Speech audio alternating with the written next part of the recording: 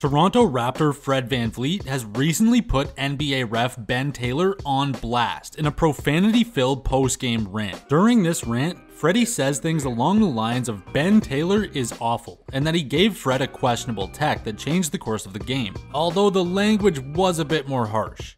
This of course occurs during a season where many strange officiation related things have been happening. For example, Jason Tatum has been teed up for clapping 3 separate times already.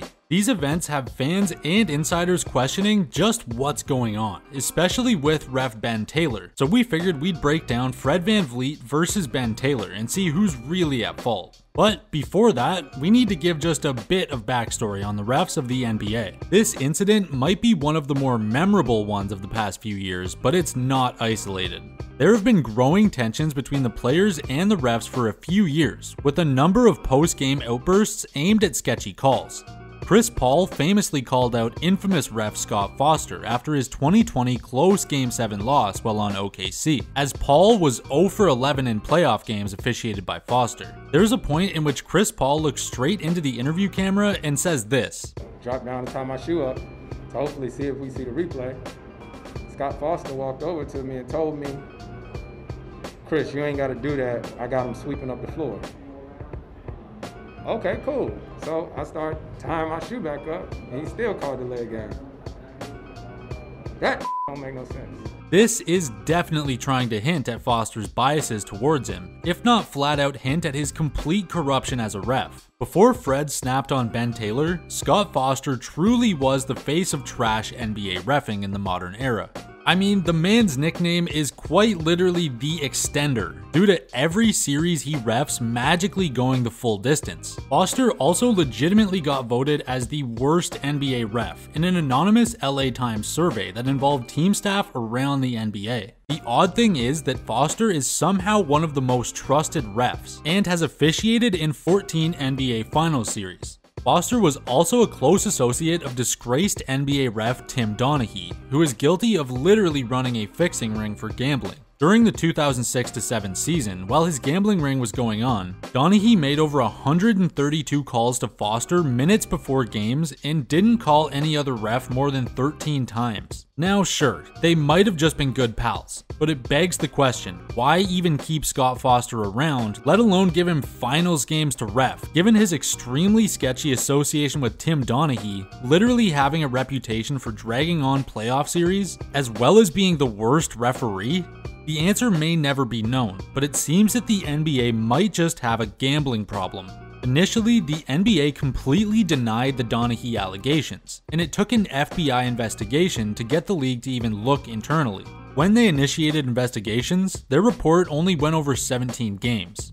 The inside investigation seems to have been intentionally lackluster to preserve the image of the league, as it's a product first and a competitive league second. A lot of this is stacking up to seem as if Tim Donaghy may have been the fall guy in a broader world of occasional match fixing that continues on to this very day. Sports betting is getting bigger and bigger every year, especially with how easy it is to bet online these days. And it's really not hard to imagine that all of this money going into a huge market would attract some crooked refs. On top of this, of the major sports, basketball is very appealing from a match-fixing perspective, due to the massive swing in momentums a few calls can create. Like many other major sports, basketball officials and their conduct is handled internally, and information surrounding sanctions and other punishments is not common knowledge. Us, the fans, will not know any details of conversations between the league and Ben Taylor, or any other refs about questionable calls. When a player underperforms, he sits. When refs aren't adequately doing their job, they are sanctioned internally, which seems to have zero effect on who refs games, or the number of games officiated by refs. This brings us back to this year, and what Freddie said. While there may or may not be a secret NBA match fixing ring anymore, the reffing is possibly more trash than ever. So we've decided to take Fred's word and take a deep dive on Ben Taylor. As we mentioned, the NBA has a shady history of refs taking control of the game and placing the outcomes in their own hands, which is something that Freddie had mentioned in his rant, going off about this year's reffing, and specifically Ben Taylor. A lot of the time, people just assume when a player goes off like Fred did, they're just in a heated moment. But in this case, Fred might actually have a legitimate case toward Taylor unfairly dishing out texts, especially toward VanVleet. As the second even looks at Ben the wrong way, he's teed up. As he's been given techs in 4 out of the 5 games that Ben's officiated against the Raptors this season. Even a game back in November where Freddie was ejected after picking up a second technical foul when Fred had reacted to getting a favorable call by saying "come on man" and apparently clapping a little too close to a ref while doing so. And honestly, all of this is pretty odd given Fred's history, as he's never really been a player to pick up a lot of techs. At this point, Ben is only 1 technical away from giving Fred his season total last year all by himself. I mean, there's a solid 80% chance of Fred picking up at least 1 tech whenever he sees Ben's face on a basketball court.